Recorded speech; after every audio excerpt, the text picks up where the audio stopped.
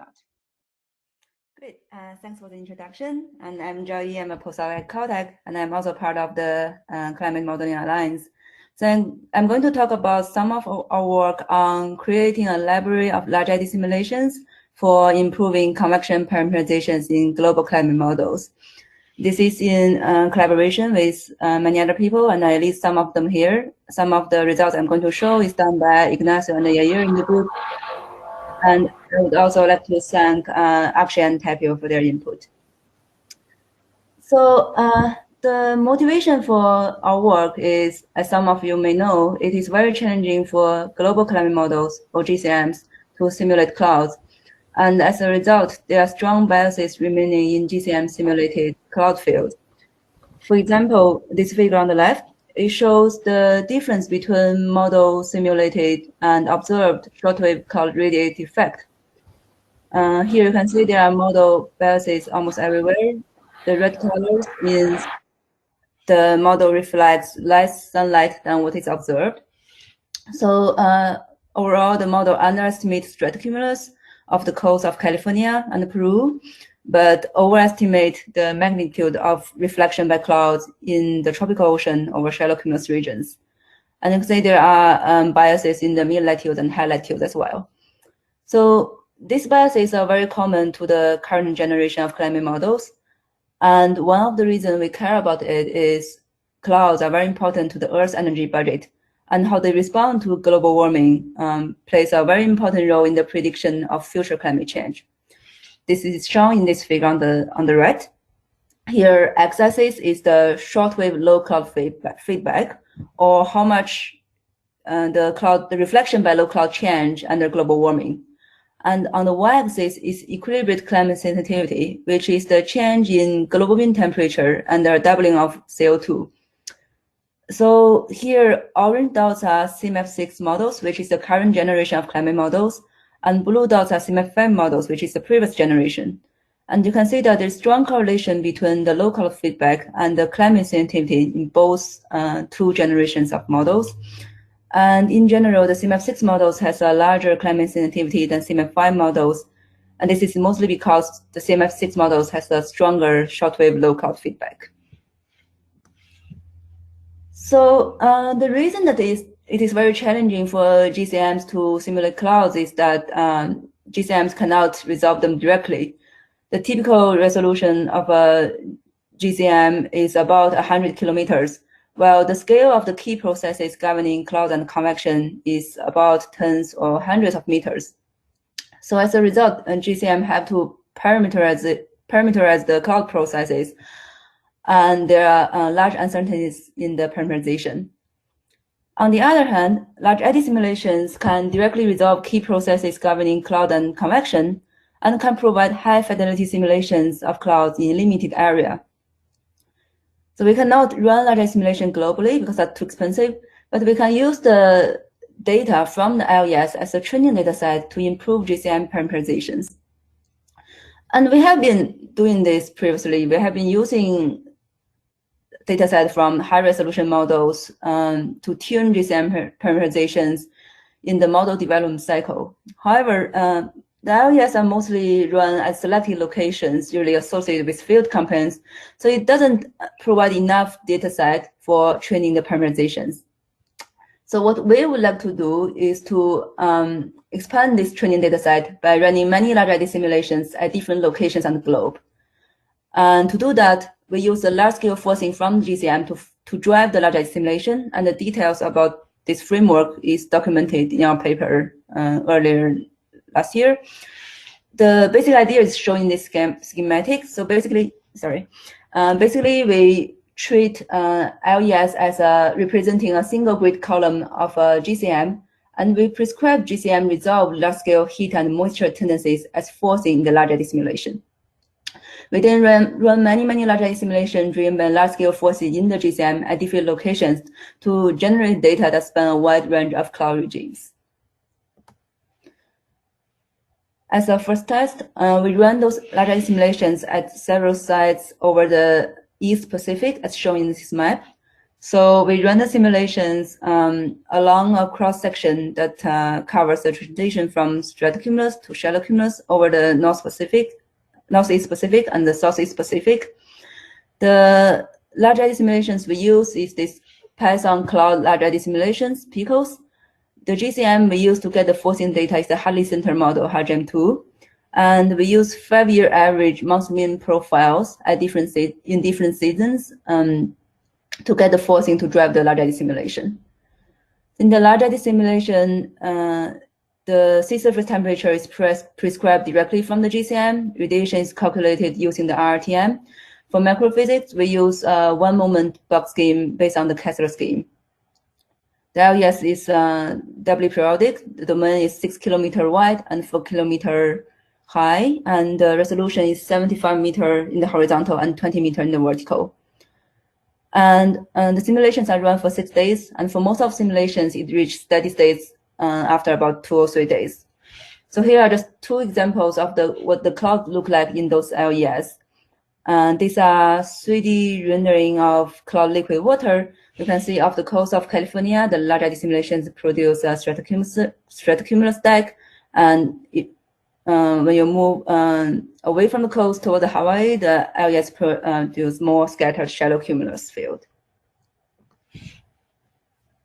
So here are the results from all the sets we have simulated over the East Pacific in different seasons.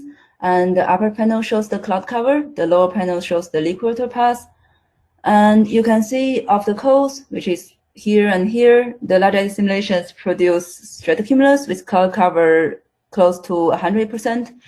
And the cloud fraction decreases rapidly as you move away from the coast, and it's about 20 to 30% over the open ocean in the Northeast and Southeast Pacific. You can also see this transition from stratocumulus to shallow cumulus in this decrease in liquid path as moving away from the coast. And there are some distinct seasonal cycles in the cloud field at different locations. Here I'm showing the vertical profiles of 2 sets representing the cloud regimes of stratocumulus and shallow cumulus. And this is in July, and I'm comparing the LES profiles versus the host GCM, the HARGEM2 GCM. So here, the solid lines are the LES, and the dashed line are the GCM. You can see at set 17, this is off the coast of California. The large-eddy simulations produce a slightly decoupled stratocumulus layer, while compared to the large-eddy simulation, the cloud fraction and the liquid path, the cloud liquid water in the GCM are much smaller, and the cloud base in the GCM is much lower. On the other hand, at set 23, this is over the open ocean in the Northeast Pacific. The LES produce a very typical shallow cumulus layer, while the GCM significantly overestimates both the cloud fraction and the cloud liquid water, and it has a much higher cloud top. So these large discrepancies between the GCM and LES suggests there are some significant bias in the GCM parameterizations. Next, I'm going to show how we use those LES data to calibrate convection parameterizations. So the convection parameterization we use is the eddy diffusivity mass flux scheme, or EDMF scheme, developed in our group. And it is a unified parameterization of subgrid scale turbulence and convection. Here is a schematic showing how it works. So this is a typical GCM grid box.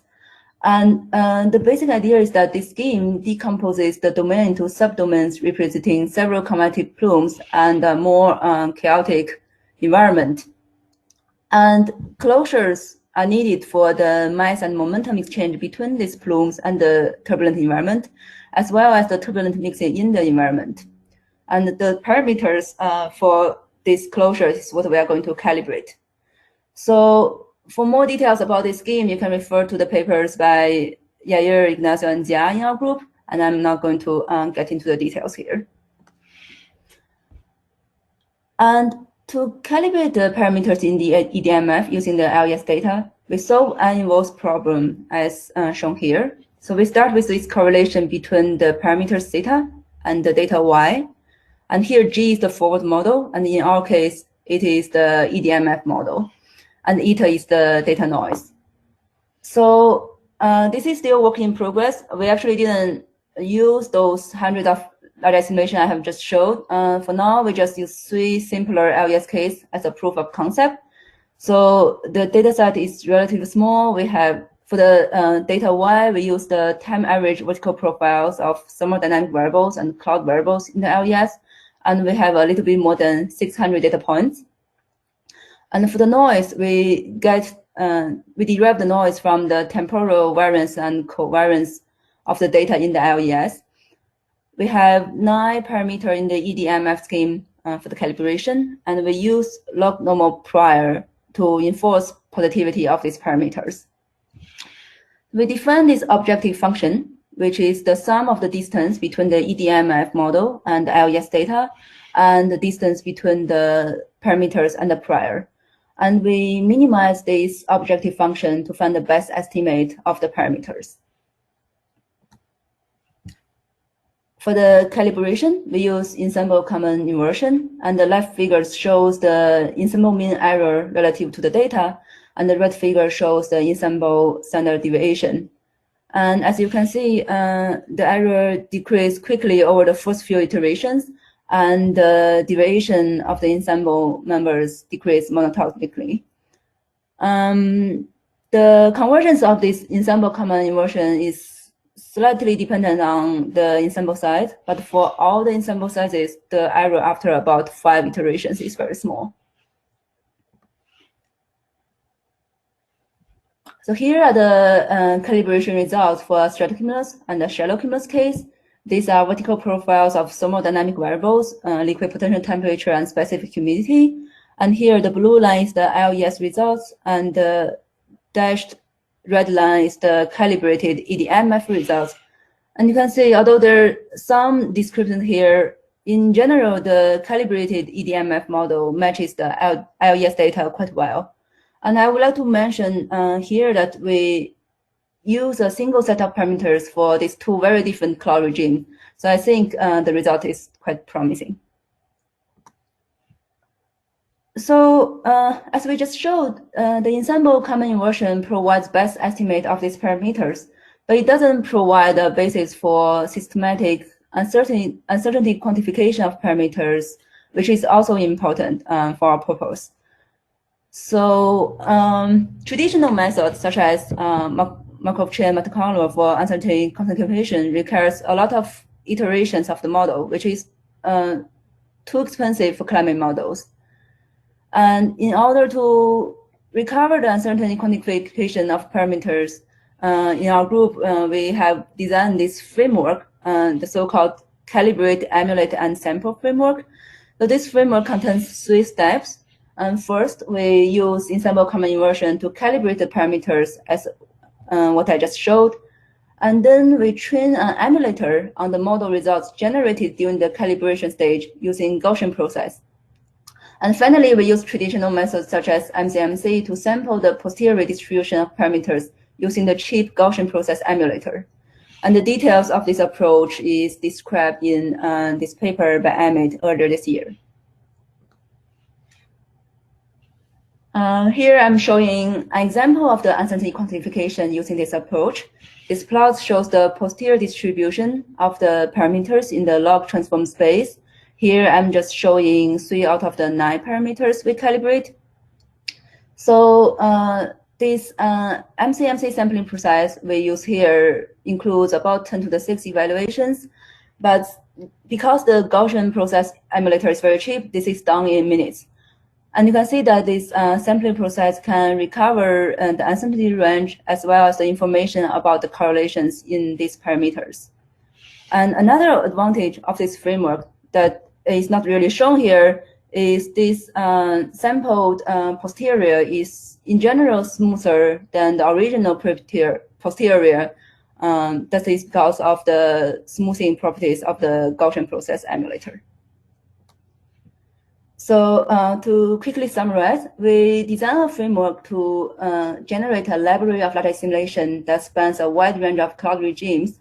And we prototyped this framework by simulating hundreds of large-eddy simulations over the East Pacific. And we also show how to use this LES data to calibrate the convection parameterizations. So we will continue to work on this library, and at the end, we hope to run on the order of thousands of large-eddy simulations to vastly expand the training dataset and demonstrate online learning of GCM parameterizations. But more broadly, we hope to use data science algorithms to design experiments that inform climate model and to learn from data. So at the end, we hope to automate and accelerate this model development process. That's all of my presentation. Thank you for your attention, and I'm happy to take questions.